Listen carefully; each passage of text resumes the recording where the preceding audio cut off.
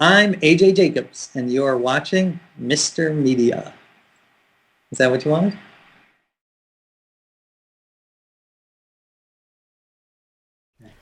Today on Mr. Media, I'll talk to Taggart Siegel and Jon Betz, the director and producer, respectively, of a new documentary called Queen of the Sun, What Are the Bees Telling Us? The film, which documents the epidemic loss of honeybees around the world, is supported by Whole Foods Market. Stick around, or risk being stung in more ways than one.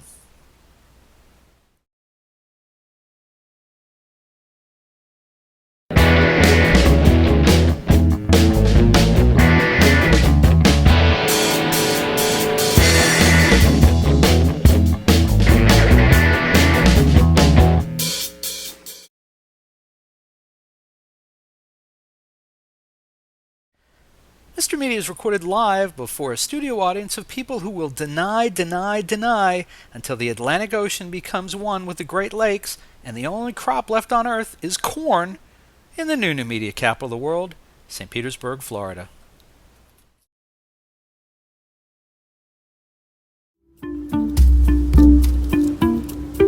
The relationship of bees and flowers is one of the most beautiful co-evolutionary relationships we have. Bees are the legs of plants. Beekeepers, they are chosen by bees. You can brush by mustache. And they like. If bees left this world, I wouldn't like it because there would be no honey, and no fruit. Colony collapse disorder is the bill we are getting for all we have done to the bees. If we didn't have bees to pollinate our crops, we'd have to eat just bread and oatmeal, all the time, and a couple of nuts. If bees are dying, birds will be dying, plants will be dying. We could call it colony collapse disorder of the human being too. Steiner's prediction has come true. So many of the problems we face come down to one thing, and that is monoculture. The bees can't even live there. They'll starve to death. From the point of view of nature, it's insane. We've bred a race of super mites with every new chemical we throw at them. Pesticides came from warfare, and of course they instantly kill the pollinators. When you see an airplane spraying, there's this tremendous feeling of not being able to do anything. I really don't want to lose them. I'm really finding out why I'm beekeeping is to keep that going for my children's children. Our very lives depend on beekeeping. The bees sort of let me know, go ahead, we'll help you. Honeybee sanctuaries are springing up like mushrooms in this country. And they're coming closer. Only in the Bronx, baby. Are you gonna find a swarm? You see the little antennae? It's lovely. Oh, look at this! Dripping with honey. People say that they can't keep bees. They're lying.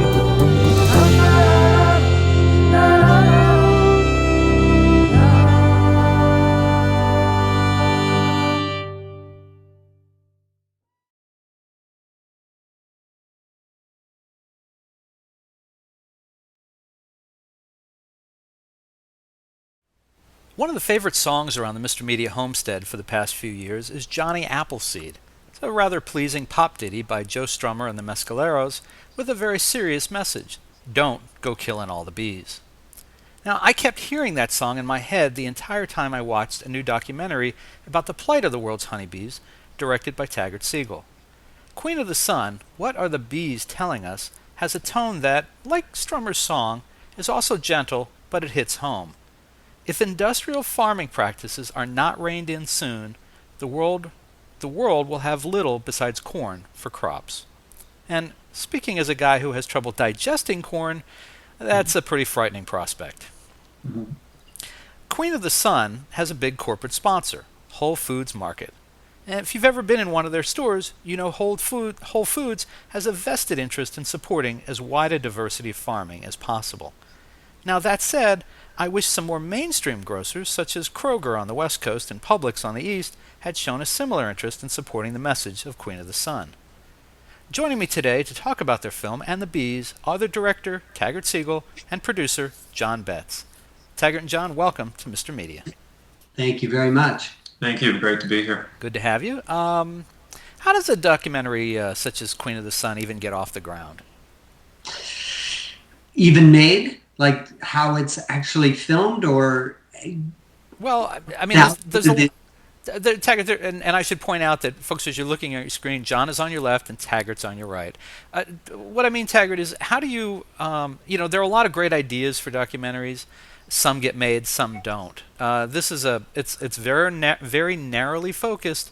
And how do you take it from idea to actual production? How do you make something like this happen? Well, for me, it was very important to make this film. It was one of those callings that had to be made instantly because bees were dying out. And it was something that needed to get to the media, to get to the masses so they understand the plight of the bees. Bees are in such peril that a film like this needed to be made. And I really chose to look at it from a sort of a different point of view, more from the organic, biodynamic point of view rather than the main, the commercial beekeeper's point of view. So it was a film that took me around the world, and it took a lot of willpower to get out there and to make this film that was probably the most important film I've ever made, because it's dealing with something that everybody's affected by. That we can't deny that we love our blueberries and our peaches and our apples and our almonds. And without the bees, we're not going to be seeing these incredible fruits and vegetables. So it really inspired me to just go out there and find out what is causing colony collapse disorder. Why are these bees disappearing? The crazy thing, I'll ask Jon this, the crazy thing is imagining that there's anyone out there who, upon hearing of the plight of the bees, if they haven't already, doesn't immediately get behind both the politics and the science of fighting back, and yet we know that's not been the case. Yeah, it's really been amazing that for all the media play that the bee crisis has gotten, you walk up to probably anybody on the street at this point and ask them, they'll know that the bees are dying, but they won't know much beyond that, because it's been a very sort of shallow investigation. I think in a lot of ways it's had a lot of opposition from some of the big corporate industries, corporations behind industrial farming. So you've got a lot of resistance to what factors are causing colony collapse to really getting out there. And I'm talking about pesticide use being a huge problem for bees, and habitat loss and monocrop farming like we see in our corn and soy fields. So it's kind of shocking that with the depth and just the grand scale of this crisis. The UN has stated this is a global food crisis, what's going on with pollinators, that we haven't woken up more than we have. And our mission with Queen of the Sun, of course, is to make that more prominent, and by working with Whole Foods to get it out on a broader way to more people. Do you think the biggest problem is that bees just have bad PR? Look, anyone who's ever been on the playground while they were in elementary school that hasn't been stung by a bee, they do not endear themselves on a one-to-one basis. We have to be honest about that. Well, what's really interesting is that bee stings is stored in our long-term memory, so we never forget it. It's just really part of our kind of DNA. And I think bees, as you probably know, they die after they sting someone. So they're really not out looking to sting someone. In fact, they're quite gentle. They're really looking to get the pollen and nectar and take it back to the hive to feed the queen and all the babies that are coming on. They're really not looking to sting anybody. They will protect their hive if they need to. But what we're finding is that most people that get stung aren't actually getting stung by honeybees. They're getting stung by yellow jackets. Yellow jackets, they're They're very yellow and black and yellow, and they're a wasp. They're a carnivore. They actually eat meat, and they like those little bologna sandwiches that you have, or turkey sandwiches. They really enjoy that, so they're going to, fight for that meat. And oftentimes, that's when people get stung, and they say, "I've been stung by a bee," but really, it's a yellow jacket or a wasp. So I'm on the right track. It's just a bad PR that honeybees and bees in general have, that maybe if we narrow it down to the kinds of bees that are really attacking people, we could get support for the honeybee. No. Well, let's not forget they've got the killer bee movies out there, like The Swarm, with starring none other than Michael Caine, and we've got these hilarious horror movies. But I think they strike a deep chord. There is just this fear of bee stings, kind of like a fear of spiders or snakes. That will probably never go away, but educating people onto the differences between, I think, wasps and honeybees is a first step. So. Yeah. So, I said all that, kind of in jest, but I'm also thinking that the bees, anyone who went to school, anyone who's ever been to school anywhere in the world in any kind of organized education in elementary school has been introduced to the concept that bees pollinate. I mean, it's the birds and the bees. We all know it's used for so many types of things. Even the folks at industrial farming and pesticide companies, they must have been had the same educations that we all start with that explain that. Why is it so hard to get the message across to the people who may be at the root of the problem? Why can't they adapt their practices? Or is that even happening anywhere? Well, I really feel that they're not in their heart. They're not working from they're working from sort of an intellectual side or survival side. They're not really like seeing bees as this magnificent creature that is doing amazing things. They create a thing called honey, which is miraculous in the first place, the first sweetness for man. And they also help keep us alive by doing all the pollinating. So you think we would be getting down on our hands and knees and worshiping bees like the Egyptians did or the Mayans did.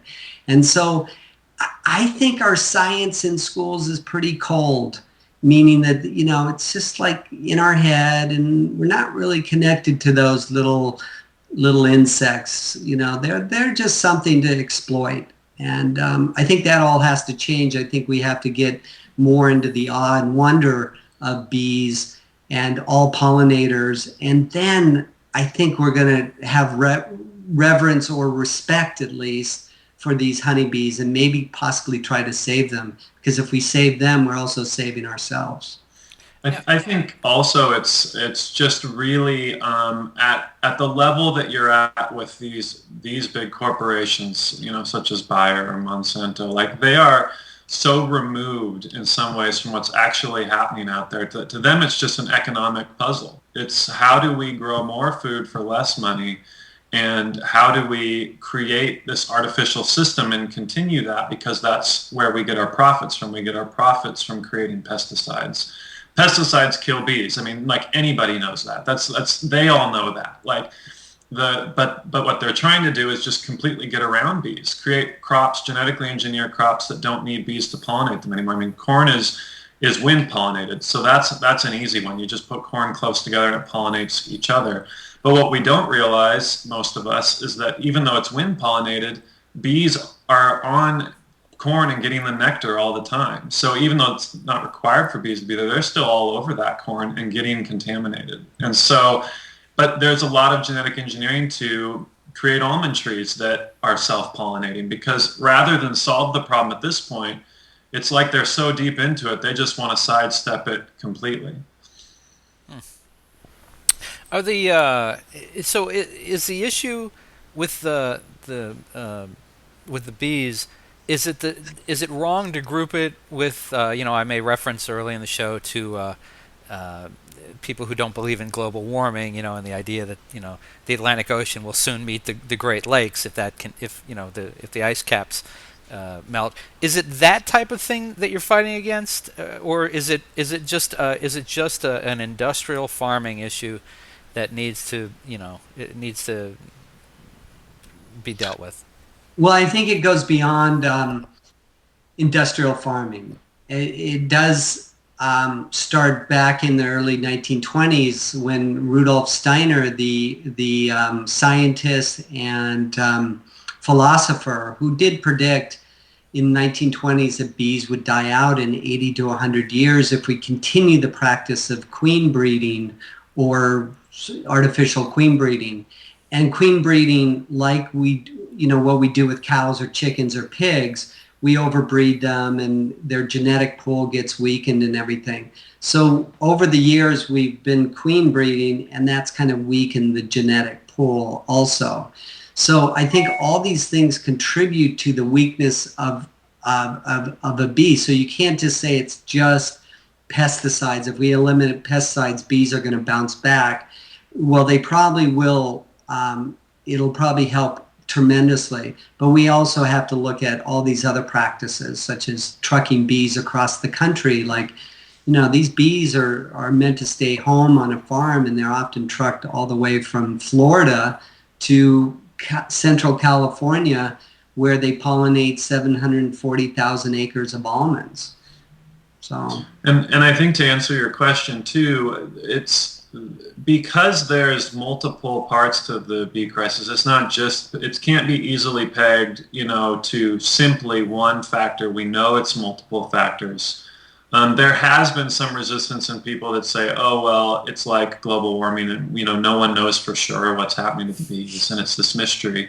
But that has, I think, dramatically changed even in the past 4 years since we first started hearing about the colony collapse disorder phenomenon. And just recently there was a study released from Harvard that was sort of this labeled as the study that got the skeptics talking, because it basically pinpointed pesticides as directly being harmful to bees. So that was kind of like nailing one particular aspect and saying, yes, this is definitely harmful.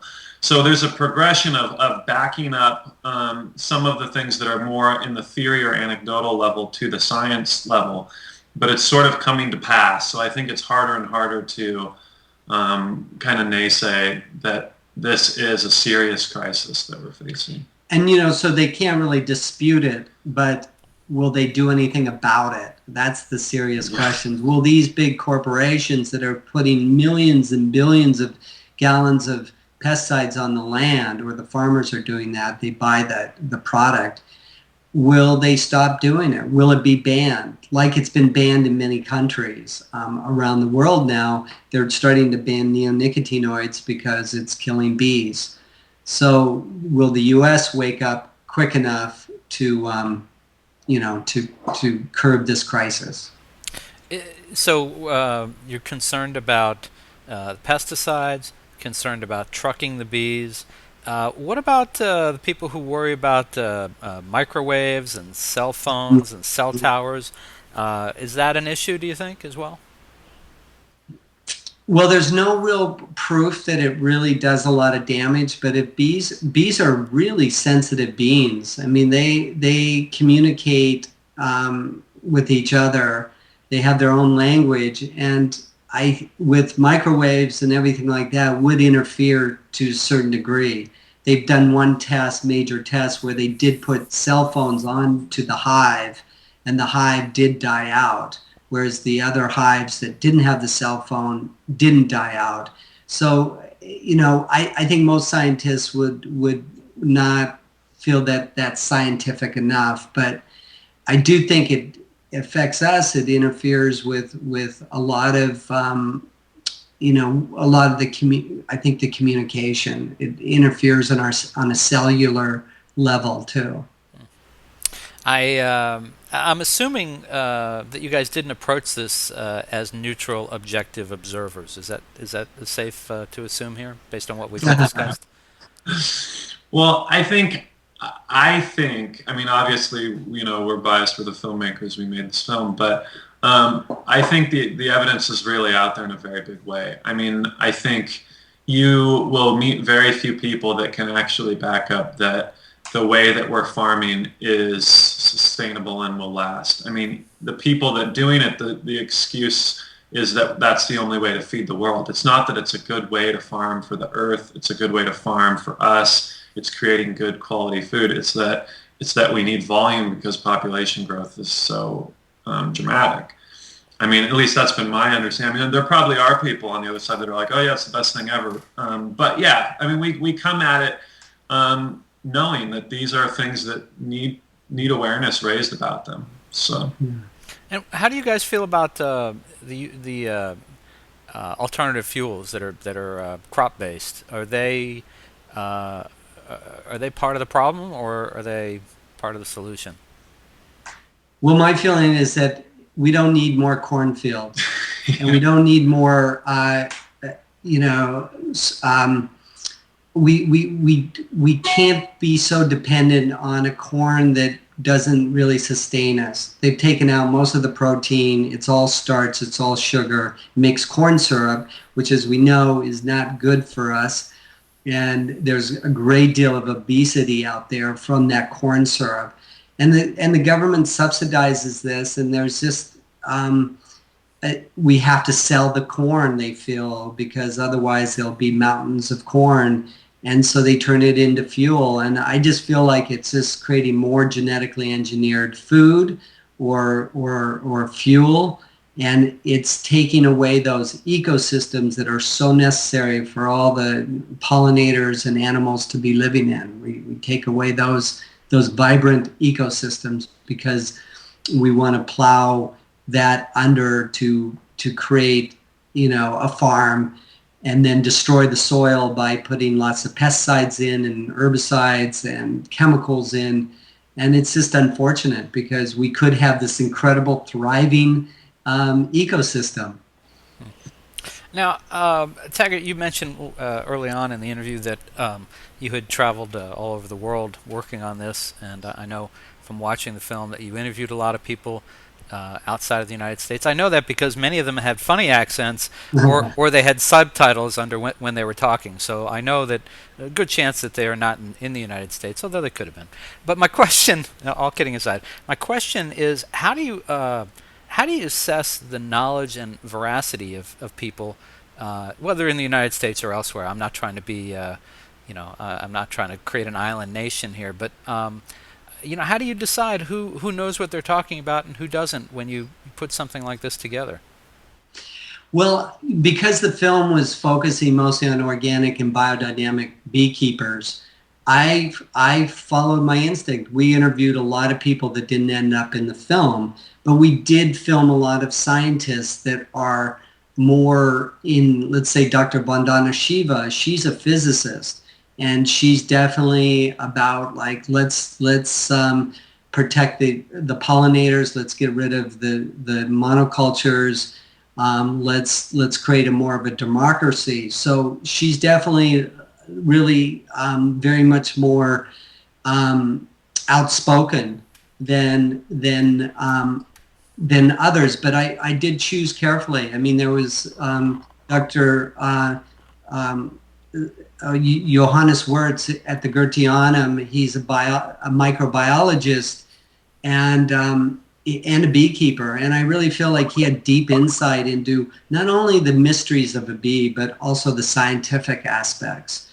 And everybody I filmed had that kind of like either years of training as a farmer, like Gunther Haack from Spikenard Honeybee Sanctuary. He's been a farmer for over 20 years. A biodynamic organic beekeeper, and David Heath. I mean, he's a microbiologist who is a beekeeper. And these people had deep insights. And I chose those people because they do have some connection with the spiritual aspects of nature and not just sort of a cold science. I didn't want to make a documentary that was just about this science, because science is very important, but it isn't the solution to save bees. The solution to save bees is actually start caring about bees so we do something about it. And what, John, maybe I'll direct this question to you. What does a corporate sponsor such as Whole Foods bring to support a work like this?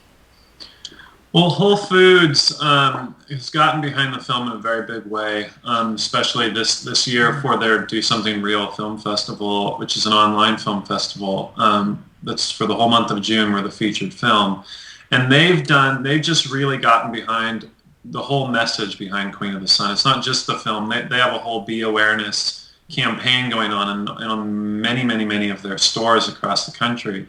So they felt early on, they saw the film all together at one of their big kind of summits as a company and really thought this is an issue that they need to get behind. And then beyond that our film was what they chose to represent this issue. So working with them has been really easy and wonderful in the sense that it's not, when I hear the words corporate sponsor, I kind of like cringe because, you know, it kind of brings up all sorts of questions like, well, did you make this film with some specific agenda? But I have to be very clear, Whole Foods wasn't a sponsor for the creation of this film. Once we made the film as an independent documentary, they aligned with the message and said, let's get this out into the world. And that's, for us as filmmakers, a great way to work because we can go out and really survey the issue and really bring something that we think tells a very, very important story.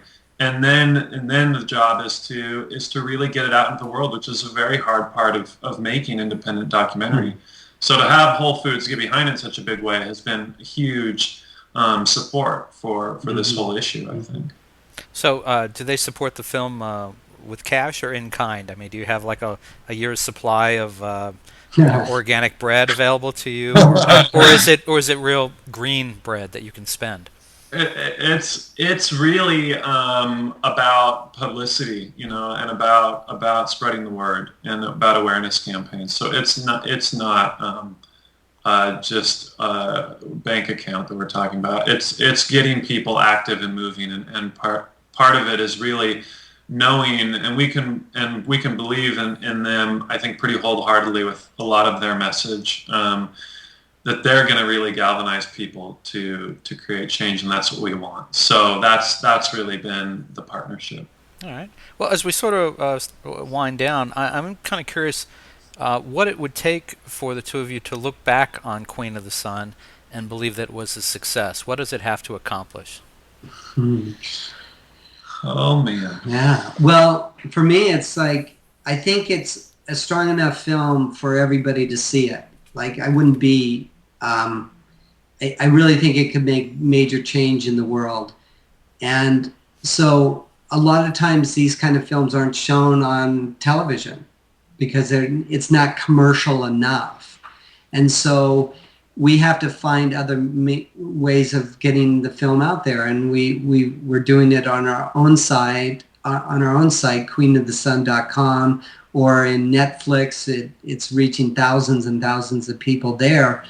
But I still think that's a small population. So how do we really transform the message and get it out to millions and millions of people? Then I will be able to sleep better at night that we got it to almost everyone, and which is an impossible task. We do have it translated, though, in 16 languages. So we want all these different countries around the world to be able to see it subtitled. It's such a global issue, and we've really treated it like sort of this organism in a way, like an animal, that you kind of you unleash a film at a certain point. It's like having a baby, kind of. You unleash them, and then they have a life of their own to some extent. So you have to follow that, and you have to direct that, and you have to find your audiences, and you have to develop your audiences. And one really effective and great way in getting this film out has been to do community screenings, which are really taking root for any documentary that's about creating a movement. We've done hundreds of community screenings, and when I say we've allowed them to be done. Other people coordinate almost all of these, and so you've got screenings every week. There's screenings on our event page on queenofthesun.com. You can find places to screen the film. Whole Foods right now is doing many screenings in their store, so the month of June's packed. But it's an exciting way for the film to continue to be shown in a theatrical sense, you know, where people are talking to each other after the screening, and new screenings pop out of that, and it just kind of is this wave that continues to go. So that's been an exciting new development. And also Facebook has been an exciting new development for creating a community. I mean, to be in dialogue with your audience daily as filmmakers is just such a incredible privilege, and it's a lot of fun. So it's building this great community for Facebook, and also, you know, we're filmmakers and we'll continue to go make films and to continue to bring our audience into these new films that create is another incredible tool. And I have to ask you finally, do you have another film in the works, or is it too soon? Well, we do have a film, and it's very exciting. It's Jon and I are collaborating. We're both directing, and it's a film about seeds and about just the incredible heirloom seed movement, the history of seeds, where they come from, who has control over these seeds, who's patenting them, who's like, you know, who's making a difference out there to save the seeds before they go extinct. There are a lot of seeds that are really like, there's not that many seeds of certain kind of like old varieties of crops and things like that need to be saved. So we'll find the interesting characters out there in the world that are doing some amazing things with seeds. Very cool, very cool. Well, folks, listen, you can watch Queen of the Sun, What Are the Bees Telling Us, online for just $4.99 by going to www.dosomethingreal.com, and that's real, R-E-E-L, you know, like in movies, dosomethingreal.com. I think you guys mentioned, got that promotion part down pretty good. I think you mentioned your website a couple times, but we'll do it again, queenofthesun.com, right? Yep, for the website and for the Facebook. Okay, so you can search Queen of the Sun on Facebook and find it that way. And I think you mentioned, too, that the film was available on Netflix for people who have Netflix. It is. And let's see, I think, and I would just, just for what it's worth, when you get the seed film done, consider yourselves already invited to come back and we'll talk about that. Great. Thank you so much. Wonderful. Appreciate it, Bob. Well, Taggart Siegel and Jon Betz, thank you so much for joining us on Mr. Media today. Thank you very much.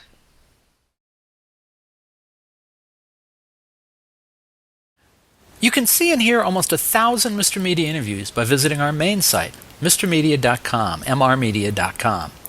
Or check out the more than 200 video interviews on the Mr. Media radio site on YouTube. And I'd sure appreciate if you'd show some love for Mr. Media's advertisers, including Stitcher. Apple named Stitcher a top 5 news app of 2011. It's a free mobile app for your smartphone or tablet that lets you listen to your favorite shows and discover the best of news, entertainment, and sports on demand. You can listen whenever you want to more than 5,000 shows, get customized recommendations, and discover what your friends are listening to. My own list of Stitcher favorites is pretty eclectic. I start my day with an hour of MSNBC's Morning Joe with Joe Scarborough and Mika Brzezinski. Then it's the latest 2-minute update from the Onion News Network. After that, I'll listen to WTF with Mark Maron, Here's the Thing with Alec Baldwin, HBO's Real Time with Bill Maher, and excerpts from E's Chelsea Lately and The Soup with Joel McHale. Also in regular rotation on my Stitcher playlist, the BS Report with ESPN's Bill Simmons, the TechCrunch headlines, and the Don Geronimo Show. The latest episodes of each show, whether originating from broadcasts, cable TV, radio syndication, or podcasts, are continuously updated. Stitcher is a free app for your iPhone, iPad, Kindle, Fire, BlackBerry, Droid, and more. And show your support of Mr. Media by getting, did I mention it's free? The app at stitcher.com/MrMedia. That's stitcher.com/MRmedia. Stitcher Smart Radio, the smarter way to listen to radio. We're also supported by Audible. Check out Audible's 30-day trial membership and download the audiobook version of the book everyone's been talking about, 50 Shades of Grey by E.L. James. Sign up for your free trial today at audible.com/radio. Again, audibletrial.com/radio. And finally, if you need a disc jockey for a wedding, bar mitzvah, corporate event, or just a big old party, please consider calling 1-800-DIAL-DJs, the party authority for all your party entertainment needs. You can call 1-800-DIAL-DJs or go to their website, 1-800-DIAL-DJs.com. And tell him Mr. Media sent you. And thanks for listening.